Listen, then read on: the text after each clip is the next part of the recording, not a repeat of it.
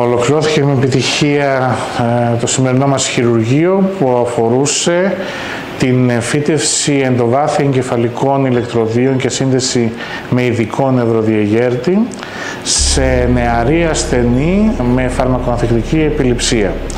Η ασθενής ταλαιπωρείται πολλά χρόνια με το συγκεκριμένο πρόβλημα. Εδώ και αρκετό καιρό παρακολουθείται από το δικό μας κέντρο επιληψίας με επικεφαλή τον νευρολόγο κύριο Γαργάνη, ο οποίος κατεύθυνε την φαρμακευτική αγωγή και την γενικότερη θεραπευτική αντιμετώπιση της ασθενούς. Καθώς η ασθενής αυτή πρόκειται για μια ειδική περίπτωση με συγκεκριμένο μοτίβο, επιληπτικό μοτίβο, αρκετά φαρμακοανθεκτικό, με πολλαπλές κρίσεις μέσα στο 24ωρο, θέτοντάς την σχεδόν καθημερινά σε κίνδυνο από πτώσεις, αλλά και αδυναμία να έχει μια ολοκληρωμένη λειτουργική καθημερινότητα. Συζητήθηκε ακριβώς για αυτούς τους λόγους τι παραπάνω μπορούμε να τις προσφέρουμε. Έτσι, μετά από μία συζήτηση μεταξύ των νευρολόγων, του κ. Γαργάνη και του κ. Σιδηρόπουλου, νευρολόγου που είναι εξειδικευμένος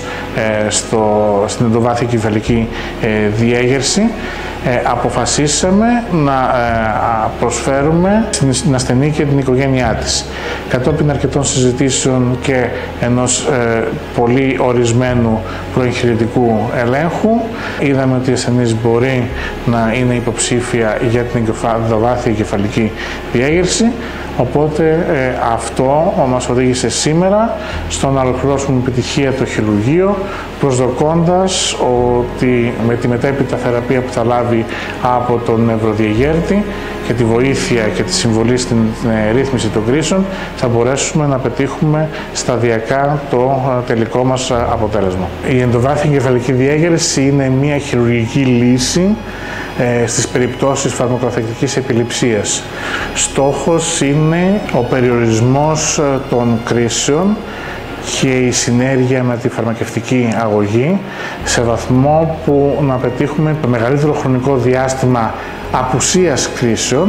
Αυτό είναι το μεγαλύτερο και πιο επιθυμητό αποτέλεσμα. Συνήθως όμως, στις περισσότερες περιπτώσεις, αρχικά αυτό που βλέπουμε είναι μια μείωση και στη διάρκεια και στην ένταση και στον αριθμό των ημερήσιων κρίσεων. Ο διεγέρτης λειτουργεί ουσιαστικά δημιουργώντας, ανακόπτοντας ηλεκτρικά πεδία τα οποία δημιουργούνται σε κάποια συγκεκριμένη εστία στον εγκέφαλο και εξελίσσονται σε επιληπτική κρίση. Το ηλεκτρικό πεδίο που δημιουργούν, επηρεάζοντας συγκεκριμένους πυρήνες στα βασικά γάγγλια, θυμίζουν την ηλεκτρική δραστηριότητα του εγκεφάλου με στόχο ακριβώς να ανακόπτουν αυτού του είδους τα βραχικυκλώματα, ας πούμε, τα οποία εξελίσσονται σε επιληπτικές κρίσεις. Η λειτουργία των νευροδιεγερτών είναι πολύ εξειδικευμένη, επηρεάζει τα νευρονικά δίκτυα που συμμετέχουν ακριβώς στη μετάδοση των επιληπτικών κρίσεων με